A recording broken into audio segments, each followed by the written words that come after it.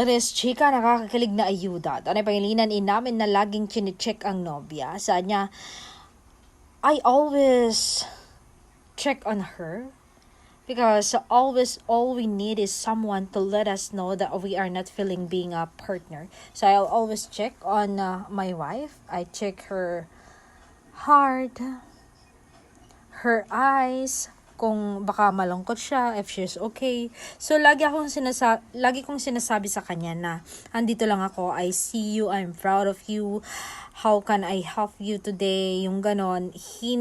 And lagi ko talagang siyang sinasabihan na ang ganda-ganda niya. No? Na talagang totoo naman, with or without makeup.